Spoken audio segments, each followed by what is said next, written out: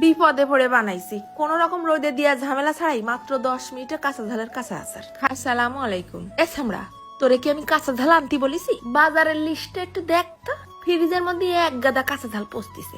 এখন এতগুলো কাঁচা ঝাল আমি কি করব? সাথে টকটকে ধনে পাতা দেখে খুব মনটাই চাচ্ছিল যে ঝমাঝম একটা আচার বানাই ফেলি। একে একে এক গামলার মধ্যে ফেলাই দেবো সব কুচিগুলো, কাঁচা ঝাল কুচি, রসুন কুচি, ধনে পাতা কুচি, তারপর আবার ঢাইলে দিলাম ওই গুঁড়ো মশলাটুকু, দিয়ে দিছি হাফ চা চামচের মতন হলদির গুঁড়ো।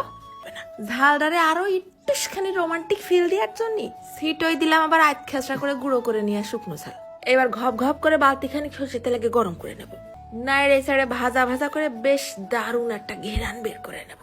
সাথে সাথে গরম তেলটা নিয়ে এসে ঢাইলে দেবো ওই কুচোই নিয়ে কাঁচা ঝালের পর। খুব সাবধান, আবার যেন আমার মতন হাত পোড়াই বসো না। এইবার আর হাত লাগানো যাবে না, চামচ দিয়ে ঘুটে ঘুটে সব মিশাই নিচ্ছি। তারপরে নিয়ে নেবো ভিনেগার। মেলা দিন ভালো রাখতে হবে না, কমপক্ষে 6 মাস ভালো থাকবে। ঢালে দিলাম পুরো আধ কাপ ভিনেগার। এইটুকু সুন্দর করে মিশাই নিলেই হয়ে যাবে না আমার সুস্বাদু ইনস্ট্যান্ট কাঁচা ঝালের আচার। তারপর একটা পরিষ্কার কাঁচের বয়মে ঢেলে রেখে দিবা। শুধু খেয়াল রাখবা তেলের নিচে যেন আচার ডুবে থাকে, তাহলেই এই আচার নষ্ট হবে না, গ্যারান্টি। আমি তো বাবারে রুটি দিয়ে মারিলাম। ও কি যে একটা ঘিরান, সেই আকারে একটা স্বাদ।